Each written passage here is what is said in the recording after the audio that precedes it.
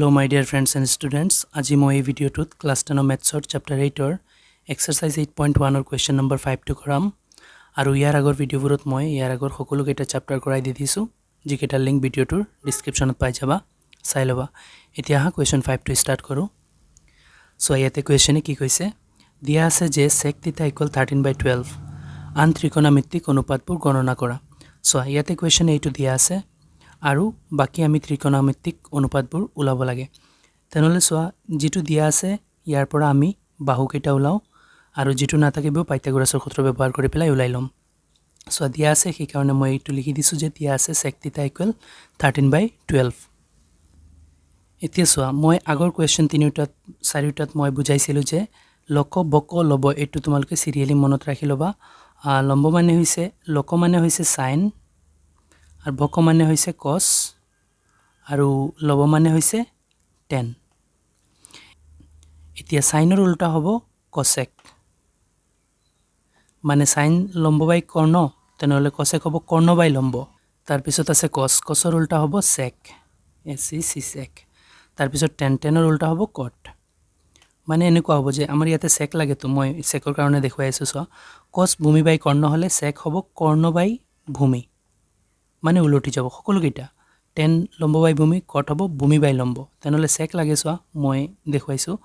কো ওপৰত উঠি গৈছে বতলত মানে কৰ্ণ বাই ভূমি হৈ গৈছে secৰ ক্ষেত্ৰত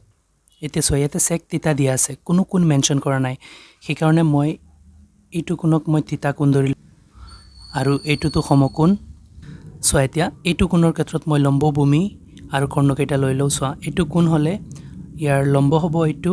লম্বক ল দি লিখিলো ভূমিক ব দি লিখু ভূমি এইটো হ'ব আৰু কৰ্ণ এইটো হ'ব সোয়া কোণৰ লগত ভূমি সংলগ্ন হয় আৰু লম্ব ইয়াৰ অপোজিটত থাকে আৰু কৰ্ণ লগত থাকে আৰু সবতকে দীঘল বাহুটো কৰ্ণ বুলি ধৰা হয়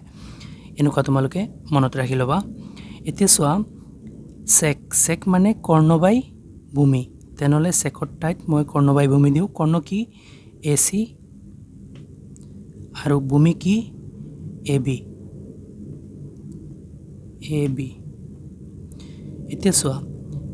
13 ওপৰত আছে 12 তলত আছে মানে সোয়া AC = 13 AB = 12 তেনলে ইয়াতে মই বহুৱাই দিও সোয়া AC হৈছে এটো কৰ্ণ কৰ্ণ 13 আৰু AB হৈছে ভূমি ভূমি হৈছে 12 এতিয়া আমি লম্বটো উলাব লাগিব তেতিয়া হলে আমি আন্তৰিকোণমিতিক অনুপাতবোৰ উলাব পাৰিম তেনলে ইয়াতে মই পাইথাগোৰাছৰ সূত্ৰ ব্যৱহাৰ কৰি পেলাই লম্বটো উলাম এতিয়া সোয়াতে লিখি দিছো পাইথাগোৰাছৰ সূত্ৰ ব্যৱহাৰ কৰি পাও আৰু পাইথাগোৰাছৰ সূত্ৰটো লিখি দিছো সো পাইথাগোৰাছৰ সূত্ৰটো হৈছে কৰ্ণ স্কয়াৰ = লম্ব স্কয়াৰ + ভূমি স্কয়াৰ না জানিলে মুখস্থ কৰি ৰাখি লবা আৰু এটা কথা সোয়াতে তোমালোকে লম্ব আৰু ভূমি যিকোনো এটাক ধৰিব পাৰা এটুক ভূমি আৰু এটুক লম্ব ধৰিব পাৰা বা এটুক ভূমি হেটুক লম্ব ধৰিব পাৰা কিন্তু কৰ্ণ এটাই হ'ব দীঘল বাহুটো কৰ্ণ হ'ব আৰু এটা কথা ইয়াতে সোয়া কোনৰ ওপৰতটো ডিপেন্ড কৰিব মই কোন এইটো ধৰিছো সেই কাৰণে ভূমি এইটো ধৰিছো লম্ব এইটো ধৰিছো কোন হেতু ধৰিলে আকৌ ভূমি হেতু ধৰিব লাগিলেহেতেন লম্ব এইটো ধৰিব লাগিলেহেতেন এতিয়া সোয়া কৰ্ণ স্কয়াৰ মানে AC স্কয়াৰ তেনলে ভ্যালু আছে ভ্যালু দি দিও কৰ্ণ হৈছে 13 ওপৰত স্কয়াৰ আছে স্কয়াৰ সো ইয়াতে আছে লম্ব স্কয়াৰ লম্বটো আমি পোৱা নাই সেই কাৰণে মই BC স্কয়াৰ দি দিম BC লম্বৰ ঠাইত BC আছে নহয় প্লাস ভূমি স্কয়াৰ ভূমি AB AB টোৰ ভ্যালু আছে তেনলে AB নিদি প্লাই ডাইৰেক্ট ভ্যালু বহুৱাই দিও শৰ্টকাট হৈ যাব AB ৰ ভ্যালু 12 স্কয়াৰ দি দিছো ভূমিৰ ওপৰত স্কয়াৰ আছে সেই কাৰণে স্কয়াৰ দিছো এতিয়া এখিনি কাউন্ট কৰো 13 * 13 কিমান হ'ব ইয়াতে পূৰণ কৰি চাও সো মই ইয়াতে পূৰণ কৰিছো 13 স্কয়াৰ আমাৰ ওলাইছে 169 মানে 13 * 13 কৰিছো যে আৰু BC ৰ ভ্যালু উলৱা নাই এতিয়ালৈকে BC স্কয়াৰ ৰাখো প্লাস 12 স্কয়ার মানে 144 মই জানো লিখি দিছো বা তোমালকে 12 * 12 পূৰণ কৰি চাবা কিমান হয় এতিয়া এটা কাম কৰো 169 এইটো সাইডত আছে আৰু এই প্লাস 144 টো এই সাইডত লৈ আনিলে -144 হৈ যাব আৰু অপোজিটত আছে BC স্কয়াৰ যেনেকৈ আছে এটো ৰাখিছো অকল এটো ইয়াতে ট্ৰান্সফাৰ কৰিছো এতিয়া 169 ৰ পৰা 144 গলে কিমান হয় ইয়াতে ক্যালকুলেট কৰি চাওচোন সো ইয়াতে মই মাইনাস কৰিছো 169 ৰ পৰা 144 মাইনাস কৰি আনসাৰ ওলাইছে আমাৰ 25 আৰু অপোজিটত আছে BC স্কয়াৰ এতে সো ইয়াৰ পৰা স্কয়াৰ উঠাই দিলে এইটোৰ ওপৰত ৰুট ওভাৰ পৰিব তেনলে এনেকুৱা কৰো সো BC ৰ ওপৰৰ পৰা স্কয়াৰ ৰুট আইছো 25 ৰ ওপৰত ৰুট ওভাৰ আহি পৰিছে এতিয়া 25 ক মই ৰুট ওভাৰৰ পৰা আতৰাবলৈ হলে 25 ৰ বৰ্গমূল মই জানো 5 হয় তেনেহলে 5 স্কয়াৰ দি দিও কাৰণ 5 * 5 25 হয় স্কয়াৰ ৰুট কেনসেল হৈ যাব অপজিটত আছে BC এতিয়া সো স্কয়াৰ ৰুট কেনসেল হৈ 5 টো ওলাই আহিছে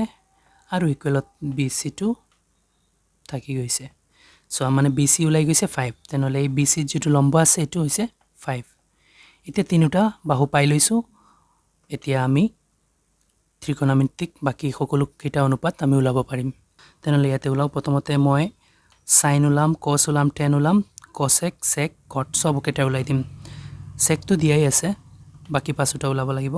তেনেহলে এটা এটাকে উলাও প্ৰথমতে sin থিটা ৰেশিও কি হ'ব সো সাইনত লম্ব বাই কৰ্ণ হয় তেনেহলে ইয়াতে লম্ব আছে সো থিটা এইটো কোণৰ ক্ষেত্ৰত লম্ব BC আৰু লম্ব বাই কৰ্ণ হৈছে AC সো এবাৰ লিখি দিও লম্ব বাই কৰ্ণ লম্ব হৈছে BC আৰু কৰ্ণ হৈছে AC সো লম্বক ল দি লিখিলে ৰাখিছিলো কৰ্ণক ক দি লিখি ৰাখিছো এতিয়া ভ্যালু কেইটা পুট কৰো সো লম্বৰ ভ্যালু হৈছে 5 আৰু কৰ্ণ AC ৰ ভ্যালু হৈছে 13 তে sin থিটাৰ ভ্যালু ওলাই গৈছে এতিয়া আমি cos থিটাৰ উলাও cos থিটা ইকুৱেল হৈছে সো cos থিটা ভূমি বাই কৰ্ণ তেনেহলে ভূমি AB আৰু কৰ্ণ AC তেনেহলে লিখিলো ভূমি ওপৰত তেনেহলে AB ওপৰত হ'ব ভূমি আৰু কৰ্ণ AC তলত হ'ব এতিয়া ভ্যালু কেইটা পুট কৰো সো AB ৰ ভ্যালু হৈছে 12